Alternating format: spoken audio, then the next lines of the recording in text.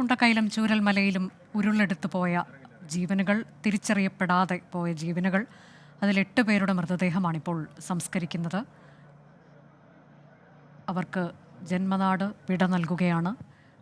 ആരാണ് ഇപ്പോൾ ഈ അപകടത്തിൽപ്പെട്ട് മരിച്ചത് എന്ന് തിരിച്ചറിയാൻ കഴിയാതെ പോയ ആളുകൾ, അവർ ഒരു നിദ്രയിലായിരുന്നപ്പോഴാണ് അപകടം അവരുടെ ജീവൻ കവർന്നെടുത്തത്. ഇപ്പോൾ അത് നിത്യനിദ്രയിലേക്ക് ആണ്ടിരിക്കുകയാണ് അവർക്ക് നാട് ഒരുമിച്ച് വിട നൽകുകയാണ്. അവിടെ ജനപ്രതിനിധികളുണ്ട്, പഞ്ചായത്തിൻ്റെ ഭാരവാഹികൾ, കളക്ടർ, എല്ലാവരുമുണ്ട്. സർവ്വമത പ്രാർത്ഥനയോടെയാണ് സംസ്കാര ചടങ്ങുകൾ നടക്കുന്നത്. സജോ ദേവസ്യ വിവരങ്ങളുമായി. സജോ, വിശദാംശങ്ങൾ. അനുജ, വ്യത്യസ്ത മതവിഭാഗങ്ങളുടെ പ്രാർത്ഥനകൾ പൂർത്തീകരിച്ച മൃതദേഹങ്ങൾ ഓരോന്നായും സംസ്കരിക്കാനായി കുഴിമാടങ്ങളിലേക്ക് എടുക്കുകയാണ്. തിരിച്ചറിയപ്പെടാതെ പോയ മനുഷ്യർ, അവർക്ക് ഏറ്റവും ആദരപൂർവ്വം, ഏറ്റവും ബഹുമാനത്തോടു കൂടിയുള്ള വിടവാങ്ങൽ, നിത്യനിദ്ര ഒരുക്കുന്നു നാട്ടുകാർ, സർക്കാർ സംവിധാനങ്ങൾ, സന്നദ്ധ പ്രവർത്തകർ, ഇവിടുത്തെ ജനങ്ങൾക്കൊപ്പം കേരളം ഒന്നാകെ. സഹോദരങ്ങൾക്ക് തിരിച്ചറിയപ്പെടാതെ ആ ദുരന്തത്തിന്റെ ഇരകളായി പോയ മനുഷ്യർക്ക് വിട നൽകുകയാണ്. ഈ സ്ഥലം എന്നത് പുത്തുമലയാണ്. പുത്തുമലയിൽ പ്രത്യേകമായി കണ്ടെത്തിയ 64 സെന്റ് ഭൂമിയിലാണ് ഇനി അങ്ങോട്ടേക്ക് തിരിച്ചറിയപ്പെടാതെ പോയ മനുഷ്യരുടെയൊക്കെ സംസ്കാര ചടങ്ങുകൾ നടക്കുക. അതിനുവേണ്ടി പ്രത്യേകം ഒരുക്കിയ സ്ഥലമാണ്. നേരത്തെ തന്നെ കണ്ടെത്തി ഹാരിസൺ മലയാളത്തിൽ നിന്ന് സർക്കാർ 64 സെന്റ് സ്ഥലം ഏറ്റെടുത്ത് അവിടെ പ്രത്യേകമായി തന്നെ സംസ്കാരം ഒരുക്കുകയാണ്. കാരണം ഏറ്റവും അവസാനം വരെ കാത്തിരുന്നു. അവസാന ഘട്ടത്തിലെങ്കിലും അല്ലെങ്കിൽ എന്തെങ്കിലും തിരിച്ചറിയപ്പെടാനൊരു സാധ്യത അവശേഷിക്കുന്നുണ്ടോ എന്നതടക്കം പരിശോധിച്ചിരുന്നു. പക്ഷേ നമുക്ക് തന്നെ അറിയാം, പല മൃതദേഹങ്ങളുടെയും കാര്യത്തിൽ ഡീകമ്പോസ് അവസ്ഥയിലേക്ക് കാര്യങ്ങൾ പോകുന്ന സാഹചര്യം ഉണ്ടായിരുന്നു. ബഹുമതികളെല്ലാം തന്നെ നൽകുക മന്ത്രിമാരുടെ ഒരു സംഘമുണ്ട്, ഒപ്പം ജനപ്രതിനിധികളുണ്ട്, ഉദ്യോഗസ്ഥരുണ്ട്. അവർ കൂടി അന്തിമോപചാരം അർപ്പിക്കും, അല്ലെങ്കിൽ അവരും ഒരു ആദരവ് അർപ്പിക്കും. അങ്ങനെയാണ്, അതിനുശേഷമാണ് മൃതദേഹങ്ങൾ താഴേക്ക് എടുക്കുക. പിന്നീട് സംസ്കാര ചടങ്ങുകളാണ്. അതിന് പ്രത്യേകമായി തന്നെ വോളണ്ടിയേഴ്സിനെയും നിയോഗിച്ചിട്ടുണ്ട്. ഈ പുത്തുമല എന്നത് തന്നെ മുൻപ് ഒരു ദുരന്തമുണ്ടായ ഭൂമി കൂടിയാണ്. ഉരുൾപൊട്ടി കുറേയധികം മനുഷ്യർ ഒഴിഞ്ഞും ഒക്കെ പോയ ഒരു ഭൂമിയാണ്. അങ്ങനെ ഒരു സ്ഥലത്താണ് വീണ്ടും ഒരു സങ്കടത്തിന്റെ സ്മാരകം കൂടി ഉയരുന്നത്, അല്ലെങ്കിൽ അവർക്ക് നിദ്രയ്ക്ക് അവസരം ലഭിക്കുന്നത് എന്ന കാര്യമുണ്ട്. അങ്ങേയറ്റം വൈകാരികമായ മുഹൂർത്തമാണ്. അങ്ങനെ തിരിച്ചറിയപ്പെടാതെ പോയ മനുഷ്യരാണെങ്കിൽ കൂടിയും അവർക്ക് ഏറ്റവും അന്തിമമായി ചെയ്യാൻ കഴിയുന്ന, അക്കാര്യത്തിൽ ചെയ്യാൻ കഴിയുന്ന ഒരു നീതി, ഏറ്റവും ആദരപൂർവ്വമായ വിട നൽകൽ എന്നതാണ്. അത് പരിപൂർണമായി ആ കാര്യത്തിൽ വീഴ്ചകളൊന്നുമില്ലാതെ പൂർത്തീകരിക്കാൻ കഴിയുന്നു. ഇനിയും അങ്ങോട്ടേക്ക് ലഭ്യമാകുന്ന മൃതദേഹങ്ങളുടെ കാര്യത്തിൽ, ഒപ്പം ശരീരഭാഗങ്ങളായി ലഭിച്ചത്, അങ്ങനെയുള്ള ശരീരഭാഗങ്ങൾ, മൃതദേഹങ്ങളൊക്കെയും ഇനിയും സംസ്കരിക്കേണ്ടതുണ്ട്. യഥാർത്ഥത്തിൽ 39 കുഴിമാടങ്ങൾ ഇവിടെ തയ്യാറാക്കിയിട്ടുണ്ട്. പക്ഷേ ആദ്യഘട്ടത്തിൽ നടപടിക്രമങ്ങളെല്ലാം പൂർത്തീകരിച്ച് 8 മൃതദേഹങ്ങളാണ് സംസ്കരിക്കുന്നത്. ഓരോ കുഴിമാടങ്ങൾക്കും കൃത്യമായ നമ്പർ ഉണ്ടാകും. ഒപ്പം തിരിച്ചറിയപ്പെടാത്ത ആളുകളുടെ കാര്യത്തിൽ DNA സാമ്പിളുകൾ ശേഖരിച്ചിട്ടുണ്ട്. അതിൽ ആ സാമ്പിളുകളുടെ DNA നമ്പർ, ആ നമ്പർ കൂടി കുഴിമാടത്തിൽ തന്നെ രേഖപ്പെടുത്തും. അത് പരസ്യമായും പ്രദർശിപ്പിക്കും. ആ നമ്പറും ഉണ്ടാകും. അതിനൊരു ഡാറ്റാബേസ് കൂടി ഉണ്ടാകും. ഇതെല്ലാം സൂക്ഷിക്കും. പിന്നീട് അങ്ങോട്ടേക്ക് ബന്ധുക്കളുടെ സാമ്പിളുകളുമായി താരതമ്യ പഠനം നടത്തും. ഏതെങ്കിലും നിരക്ക് തിരിച്ചറിയാനുള്ള ഒരു സാധ്യതയുണ്ടെങ്കിൽ ആ സാധ്യത കൂടി പ്രയോജനപ്പെടുത്താനുള്ള അവസരമുണ്ട് ബന്ധുക്കൾക്കൊക്കെ. അതായത് ഇവിടെ ധാരാളം മനുഷ്യർ, ഇവിടെ സന്നദ്ധ പ്രവർത്തകരും ഉദ്യോഗസ്ഥരും ഒക്കെ, അതിനെല്ലാം പുറമെ നാട്ടുകാർക്കും ഒക്കെ പുറമെ കുറേയധികം മനുഷ്യർ ഇതിന്റെ ചുറ്റുവട്ടത്തും ഈ പ്രദേശത്തും ഈ പ്രാർത്ഥനകളിലും ഒപ്പം ഈ അടക്കം ചെയ്യുന്ന പ്രദേശങ്ങളിലും ഒക്കെയായി കഴിയുന്നുണ്ട്. അവരൊക്കെ നമ്മളോട് നേരത്തെ പങ്കുവെച്ച അവരുടെ ഒരു സങ്കടം, ഒരു വേദന എന്ന് പറയുന്നത് ഈ തങ്ങളുടെ പ്രിയപ്പെട്ടവരാരെങ്കിലും ആണോ എന്നൊരു സംശയം, എന്നൊരു ആശങ്ക, എന്നൊരു ശങ്ക, എന്നൊരു ദുഃഖം, എന്നൊരു വേദന അവരെ ചൂഴ്ന്നു നിൽക്കുന്നുണ്ട്. അതുകൊണ്ടാണ് അവർ മണിക്കൂറുകളായി, ഇവിടെ നേരത്തെ നിശ്ചയിച്ചിരുന്ന സമയക്രമമെല്ലാം തെറ്റിയപ്പോഴും മണിക്കൂറുകളായി അവർ കാത്തുനിന്നത് തങ്ങളുടെ പ്രിയപ്പെട്ടവരാണെങ്കിൽ അവർക്ക് വേണ്ടി ഒരു പ്രാർത്ഥന, ഒരു സാന്നിധ്യം, അല്ലെങ്കിൽ ഒരു അന്തിമോപചാരം.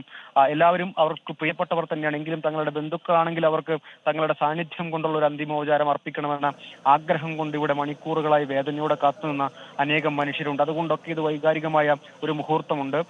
ഈ ദൃശ്യങ്ങൾ അങ്ങേയറ്റം വൈകാരികമാകുന്നത് കേരളമാകെ, ഇത് കാണുന്ന മനുഷ്യരെ ആകെ വൈകാരികമായി സ്വാധീനിക്കുന്നതിന് പല കാരണങ്ങളുണ്ട്. അങ്ങനെ തിരിച്ചറിയപ്പെടുക, ജീവിച്ചിരിക്കുമ്പോഴും മരിക്കുമ്പോഴും ഒക്കെ തിരിച്ചറിയപ്പെടുക എന്നതൊക്കെ ഒരു നീതിയായി നമ്മൾ കരുതുന്നതാണ്. പക്ഷെ ദുരന്തം ആ നീതി അവർക്ക് നിഷേധിക്കുന്നുണ്ട്. അത് വല്ലാത്ത ആ നടുക്കത്തിൽ നിന്ന്, ആ ഞെട്ടലിൽ നിന്ന് നമ്മൾ മുക്തരായിട്ടില്ല. ദുരന്തത്തെ മറികടന്നു പോയ മനുഷ്യർ, അവരുടെ ഉറ്റവരുടെ വേർപാട്, അങ്ങനെ തുടരുന്ന മനുഷ്യരുമുണ്ട്. അവരും അതിജീവിച്ച് യഥാർത്ഥത്തിൽ തുടങ്ങിയിട്ടുണ്ടോ എന്ന് ചോദിച്ചാൽ ആ വഴിയിലേക്ക് മെല്ലെ കയറിയിട്ടേ ഉള്ളൂ. അങ്ങനെ സമാനതകളില്ലാത്ത, നമ്മൾ മുൻപ് സാക്ഷ്യം വഹിച്ചിട്ടില്ലാത്ത കേരളത്തിലെ മലയാളികൾ, അല്ലെങ്കിൽ മലയാളികളെന്നോ ഐക്യ കേരളം ഉണ്ടാകുന്നതിന് മുൻപോ ശേഷമോ ഇതിന് സമാനമായ സമാനമായ ഒരു ദുരന്തത്തെ യഥാർത്ഥത്തിൽ കേരളം ഇതിനു മുൻപ് നേരിട്ടിട്ടില്ല. അതിന്റെ നടുക്കം വേദനയും ഒക്കെ നമ്മളെ ഇപ്പോഴും വല്ലാതെ ചൂഴ്ന്നു നിൽക്കുന്നുണ്ട്, വല്ലാതെ വേദനിപ്പിക്കുന്നുണ്ട്. അത്തരം ഒരു സന്ദർഭത്തിൽ അതോടൊപ്പം തന്നെ നിൽക്കുന്ന നമ്മുടെ വേദന കൂടുതൽ, നമ്മുടെ സങ്കടങ്ങൾ വർദ്ധിപ്പിക്കുന്ന ഒരു സന്ദർഭം കൂടിയാണ്, ഒരു മുഹൂർത്തം കൂടിയാണ്.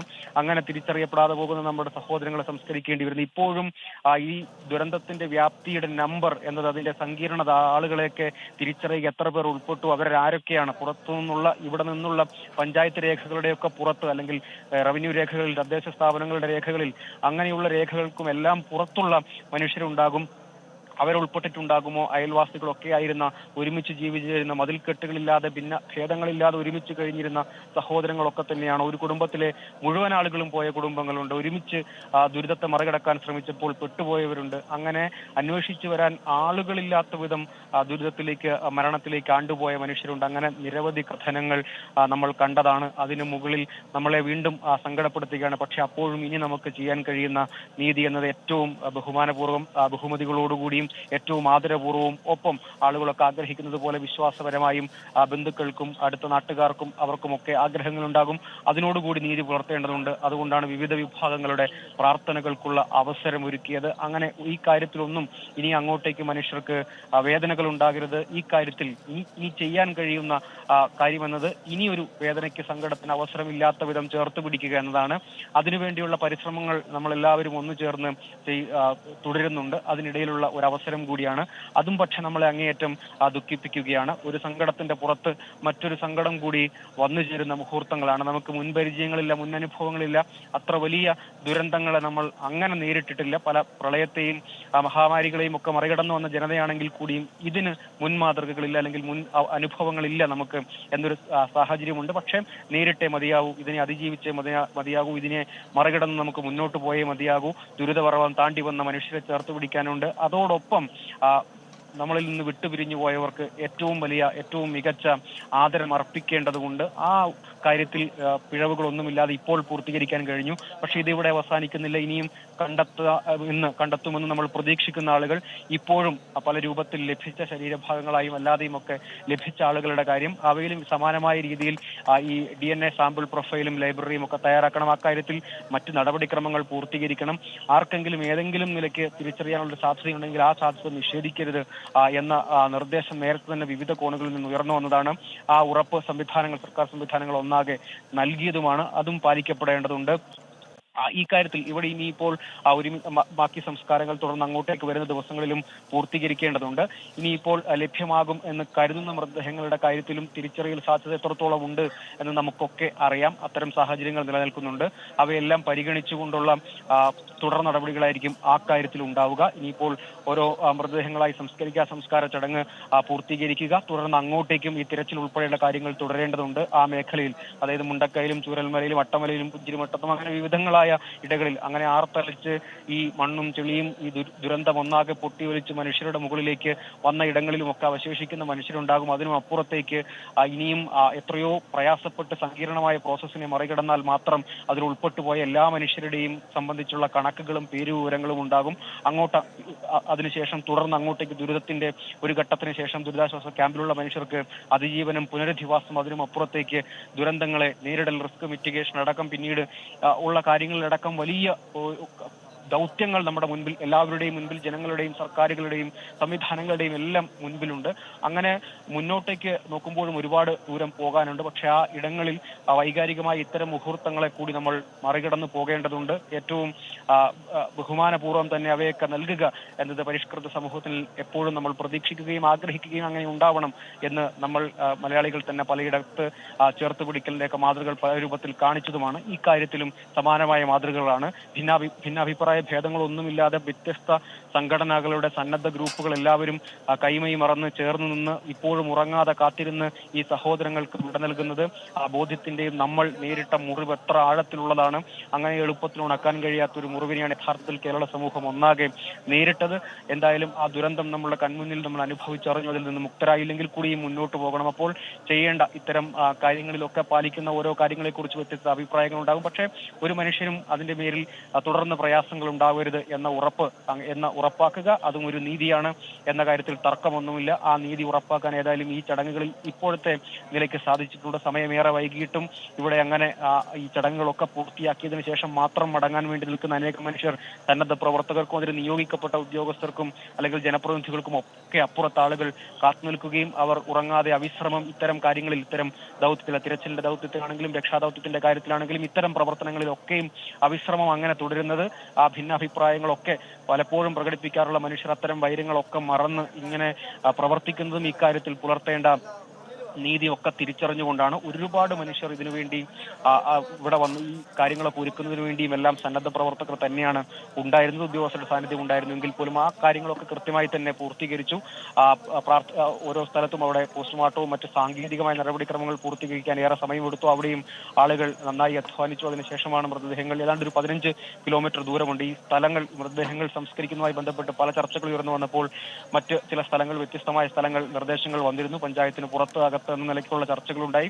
ഒടുവിൽ ഈ സ്ഥലം എന്ന നിലയ്ക്ക് ചർച്ചകൾ ഉയർന്നു വന്നു. അത് ഹാരിസൺ ഭൂമി വിട്ടു നൽകുന്നു. പിന്നീട് അങ്ങോട്ടേക്ക് വളരെ വേഗത്തിൽ തന്നെ നടപടിക്രമങ്ങൾ പൂർത്തീകരിച്ചു. ഇവിടെ തന്നെ അത് പൂർണ്ണമായും അത് സർക്കാരിന്റെ നിയന്ത്രണത്തിലേക്ക് ഈ ഭൂമി വരുന്നു. കാലാകാലം ആ ഭൂമി അങ്ങനെ ഈ മനുഷ്യർക്ക് അന്ത്യവിശ്രമം ഒരുങ്ങുന്ന സ്ഥലം അങ്ങനെ തന്നെ അതിൽ മറ്റെന്തെങ്കിലും ബുദ്ധിമുട്ട് ഉണ്ടാകാത്ത വിധമുള്ള ക്രമീകരണങ്ങൾ അക്കാര്യത്തിൽ പൂർത്തീകരിക്കാൻ കഴിഞ്ഞു. ഇനിയും നമ്മളെ ദുഃഖിപ്പിക്കുന്ന കാര്യം, ഈ ഇവിടെ ഉള്ള കുഴിമാടങ്ങളിലേക്ക് കൂടുതൽ മൃതദേഹങ്ങൾ എത്തിച്ചേരും. പക്ഷെ അതൊരു യാഥാർത്ഥ്യമാണ്. അത് നമ്മൾ ഉൾക്കൊണ്ടു കഴിഞ്ഞു. അങ്ങനെ എത്തിച്ചേരുമെന്ന കാര്യം ഉറപ്പാണ്. ഇനിയിപ്പോൾ തിരച്ചിൽ ദൗത്യം അതിൽ സാധ്യമാകുന്ന മൃതദേഹങ്ങൾ കണ്ടെടുക്കുക, ഏറ്റവും നീതിപൂർവകമായ ബഹുമതികളോടുകൂടിയുള്ള വിട നൽകൽ ഒരുക്കുക, അല്ലെങ്കിൽ സംസ്കാരം ഒരുക്കുക എന്നതാണ് സാധ്യമായ വഴി. അവയെല്ലാം തുടർന്നും ഉണ്ടാകും. അവയൊക്കെ ഓരോന്നായി പൂർത്തീകരിക്കുക എന്നതിന് നടപടിക്രമങ്ങൾ, പ്രോട്ടോക്കോളുണ്ട്. ആ പ്രോട്ടോക്കോളും ഈ നിയമപരമായ തടസ്സങ്ങളെയും എല്ലാം കൃത്യമായി മറികടക്കുക. അത് പിന്നീട് ബന്ധുക്കൾക്കോ നാട്ടുകാർക്കോ അല്ലെങ്കിൽ ഈ ജനങ്ങൾക്ക് ഒന്നാകെയോ ഇതിനെ തുടർന്ന് അങ്ങോട്ടേക്കുള്ള പ്രവർത്തനങ്ങളിൽ ഏതെങ്കിലും തരത്തിലുള്ള പ്രയാസം ആർക്കും ഉണ്ടാകരുത് എന്ന കാര്യം ഉറപ്പാക്കിക്കൊണ്ട് ചെയ്യുക. അങ്ങനെ സൂക്ഷ്മമായി ആ കാര്യങ്ങളെ സമീപിക്കുക എന്നത് വളരെ പ്രധാനമാണ്. അങ്ങനെ പരമാവധി എത്രത്തോളം സൂക്ഷ്മമായി അതിനെ ചെയ്യാൻ കഴിയുമോ അങ്ങനെ പരമാവധി എല്ലാവരും കൂടി ചേർന്ന് അതിന് സംവിധാനങ്ങളെന്നോ സർക്കാർ സംവിധാനങ്ങളെന്നോ സന്നദ്ധ പ്രവർത്തകരെന്നോ നാട്ടുകാരെന്നോ ഭേദമില്ലാതെ എല്ലാവരും ചേർന്ന് അത് ചെയ്യുന്നു. അത് അങ്ങേയറ്റം വൈകാരികമാണ്, നമ്മളെ വേദനിപ്പിക്കുന്നതാണ്, ദുഃഖിപ്പിക്കുന്നതാണ്. പക്ഷെ അപ്പോഴും കഴിയാം വിധം ഈ കാര്യത്തിൽ ഇനി ചെയ്യാൻ കഴിയുന്ന, ഇനി നിർവഹിക്കാൻ കഴിയുന്ന നീതി ഉറപ്പാക്കുക. അത് എല്ലാവരെയും ഉൾക്കൊണ്ട് എല്ലാവരെയും ചേർത്ത് പിടിച്ചാവുക. അതിലൊരു സമഭാവനയുണ്ട്. അത് ആ കാര്യങ്ങളൊക്കെ ഉൾക്കൊണ്ട് മുന്നോട്ട് പോവുക എന്ന കാര്യമുണ്ട്. ഇനിയും ഒരുപാട് ഈ ദൗത്യം തന്നെ പൂർത്തീകരിച്ച് മുന്നോട്ട് പോകുന്നതുമായി ബന്ധപ്പെട്ട കാര്യങ്ങൾ അവശേഷിക്കുന്നുണ്ട്. അവയെല്ലാം ഉണ്ട്. അതിനിടയിൽ നമ്മളെ വൈകാരികമായി അങ്ങേയറ്റം വിഷമിപ്പിക്കുന്ന അത്തരം സന്ദർഭങ്ങൾ കൂടിയുണ്ട്. ഇത് പക്ഷേ ഇതിനകം ഈ ദുരന്തത്തിന്റെ വ്യാപ്തി തിരിച്ചറിഞ്ഞ് നമ്മളത് ഉൾക്കൊണ്ട് ഒരു വിഭാഗം ആളുകളെങ്കിലും തുടങ്ങിയിരിക്കുന്നു. അത്തരം പ്രവർത്തനങ്ങളാണ്. ഇനിയും ഈ സ്ഥലങ്ങളിലേക്ക് ആംബുലൻസുകൾ വരും. വീണ്ടും വീണ്ടും മേപ്പാടി CHSയിൽ നിന്നും CHSയിലേക്കാണ് എല്ലാ കിട്ടുന്ന മൃതദേഹങ്ങളും ശരീരഭാഗങ്ങളും ഒക്കെ എത്തിക്കുക. അവിടെ നിന്നാണ് പിന്നീട് തിരിച്ചറിയൽ സാധ്യതകളൊക്കെ ഒരു കേന്ദ്രീകൃത സംവിധാനം ഉണ്ടാകണം എന്ന ആവശ്യമുണ്ടായിരുന്നു. അവിടെ നിന്ന് വീണ്ടും ആംബുലൻസുകൾ ഈ പുത്തുമലയിലേക്ക് വരും. മുൻപൊരു ദുരന്ത ഭൂമിയായിരുന്ന സ്ഥലമാണ്. അതുകൂടി ഓർമ്മിപ്പിച്ചുകൊണ്ടാണ് അതിനു മുകളിൽ നമ്മുടെ പ്രിയപ്പെട്ടവർക്ക്, സഹോദരങ്ങൾക്ക് അന്ത്യവിശ്രമത്തിനുള്ള അവസരം ഉണ്ടാകുന്നത്. അത് തുടർന്നും അങ്ങോട്ടേക്കും ഈ ഡാറ്റാബേസും മറ്റും സൂക്ഷിക്കുന്ന കാര്യത്തിൽ ഉറപ്പുകൾ വേണം, അതിന് ഫോളോ അപ്പ് വേണം എന്ന ആവശ്യങ്ങളൊക്കെ ഉയർന്നിരുന്നു. ആ ഉറപ്പുകളുണ്ട്. അത് തുടർക്കാലത്ത് പരിശോധിക്കപ്പെടേണ്ട അല്ലെങ്കിൽ ചർച്ച ചെയ്യപ്പെടേണ്ടതും പിന്നീട് അങ്ങോട്ടേക്ക് ഫോളോ അപ്പുകൾ ഉണ്ടാകേണ്ടതുമാണ്. അതെന്ത് തന്നെയായാലും ഈ വേർപാട്, ഇത്തരം സന്ദർഭങ്ങൾ, മുന്നനുഭവങ്ങളില്ലാത്ത വേദനിപ്പിക്കുന്ന ഇത്തരം സന്ദർഭങ്ങൾ എന്നത് മറികടക്കുക എളുപ്പമാകില്ല എന്ന കാര്യം ഉറപ്പാണ്. പക്ഷെ അപ്പോഴും അതിനെ മറികടന്നും നേരിട്ടും മുന്നോട്ട് പോവുക എന്നത് മാത്രമാണ് പോംവഴി. അതാണ് ഇവിടെ ക്രമീകരിച്ചിരിക്കുന്ന. അക്കാര്യങ്ങളിലെല്ലാം നേരത്തെ നിർദ്ദേശിക്കപ്പെട്ടിരുന്ന, നേരത്തെ ഉയർന്നു വന്നിട്ടുള്ള നിർദ്ദേശങ്ങൾ, അഭിപ്രായങ്ങളെല്ലാം പരിഗണിച്ചുകൊണ്ട് തന്നെ വളരെ കൃത്യമായി പൂർത്തീകരിക്കാൻ കഴിഞ്ഞു. അതിൽ സമയത്തിന്റെ താമസം മാത്രമാണ് ഉണ്ടായത്. നേരത്തെ റവന്യൂ മന്ത്രി അടക്കം അക്കാര്യങ്ങളെക്കുറിച്ച് വിശദീകരിച്ചിരുന്നു, അതിന്റെ സാങ്കേതിക പ്രയാസങ്ങൾ പറഞ്ഞിരുന്നു. പക്ഷെ അത്തരം കാര്യങ്ങളെയൊക്കെ മറികടന്ന് ഇന്നത്തെ ഈ കാര്യം പൂർത്തീകരിച്ചു. ഇനിയിപ്പോൾ ഈ 8 മൃതദേഹങ്ങളും സംസ്കാര ചടങ്ങുകൾ പൂർത്തിയാക്കുക. ഒപ്പം അതിൽ ഈ നമ്പറുകൾ കൃത്യമായി രേഖപ്പെടുത്തും. കുഴിമാടങ്ങൾക്കൊക്കെ നമ്പറിംഗ് ഉണ്ട്. ഒപ്പം DNA സാമ്പിളിന് വേണ്ടി ശേഖരിച്ച അതിന്റെ നമ്പർ കൂടി ഇവിടെ രേഖപ്പെടുത്തിയാൽ അത് ആളുകൾക്ക് വളരെ എളുപ്പത്തിൽ പിന്നീട് ആ നമ്പർ അവർക്ക് താരതമ്യ പഠനത്തിലൂടെ ലഭ്യമായാൽ പിന്നീട് മറ്റാരുടെയും സഹായമില്ലാതെ ഇവിടെ എത്തി എവിടെയാണ് സംസ്കരിച്ചിരിക്കുന്നത് എന്ന് പോലും കണ്ടെത്താൻ കഴിയും എന്നതാണ് മറ്റൊരു സാധ്യതയുള്ളത്. നേരത്തെ തന്നെ ഉയർന്നു വന്ന നിർദ്ദേശമാണ്. അതടക്കം ചെയ്യുന്നു. അങ്ങനെ പലരും ഇവിടെ വന്നു നിൽക്കുന്ന ഒരുപാട് മനുഷ്യരോട് നമ്മൾ സംസാരിച്ചിരുന്നു. അവരൊക്കെ ആ വേദന പറഞ്ഞിരുന്നു. ഞങ്ങളുടെ പ്രിയപ്പെട്ടവരാണെങ്കിൽ എന്ന് കരുതി ഇവിടെ കാത്തുനിന്നു. ഇവിടുന്ന് ഇങ്ങോട്ട് തന്നെ മേപ്പാടി ടൗണിൽ നിന്ന് തന്നെ ഇങ്ങോട്ടേക്ക് പുത്തുമലയിലേക്ക് തന്നെ എത്തണമെങ്കിൽ 15 കിലോമീറ്റർ ദൂരമുണ്ട്. നേരത്തെ ഇവിടെ ജനവാസ മേഖലയായിരുന്നു. പിന്നീട് ദുരന്തത്തിന് ശേഷം, ഈ ഉരുൾപൊട്ടലിന് ശേഷമാണ് ഈ മേഖലയിൽ നിന്ന് വർഷങ്ങൾക്ക് മുൻപ് 2019 ആ സമയത്തുണ്ടായ ഉരുൾപൊട്ടലിലാണ് ഇവിടെ നിന്നുള്ള ആളുകളെല്ലാം മാറ്റി ഒഴിപ്പിച്ച് ഈ സ്ഥലം ഇപ്പോൾ അധികം ജനവാസമില്ല. പക്ഷേ ഈ പ്രദേശം കൂടി നമ്മുടെ പ്രിയപ്പെട്ടവരുള്ള, അവർ നിത്യവിശ്രമം കൊള്ളുന്ന, അന്ത്യവിശ്രമം കൊള്ളുന്ന, അവർക്ക് ഉള്ള ഒരു സ്ഥലം കൂടി, അവരുടെ ഒരു ഇടമായി മാറുന്നത് നമ്മുടെ ഈ ദുരന്തത്തിനിരകളായ മനുഷ്യർ അന്ത്യവിശ്രമം കൊള്ളുന്ന ഒരു ഇടമായി കൂടി മാറുകയാണ്. അത് പല കാരണങ്ങൾ കൊണ്ട് വൈകാരികമാകുമ്പോഴും ഈ സ്ഥലം കൂടി നമ്മുടെ മലയാളികളെ സംബന്ധിച്ചിടത്തോളം നമ്മൾ ഇതുവരെ നേരിട്ടിട്ടില്ലാത്ത അനുഭവങ്ങളാണ് എങ്കിൽ കൂടിയും ആ ദുരന്തത്തെ നമ്മൾ ഉൾക്കൊണ്ട് നമ്മുടെ പ്രിയപ്പെട്ടവർ അന്ത്യവിശ്രമം കൊള്ളുന്ന ഒരു സ്ഥലം, അവിടെ ഏറ്റവും ആദരപൂർവ്വം തന്നെ അക്കാര്യങ്ങൾ പൂർത്തീകരിക്കുന്നു.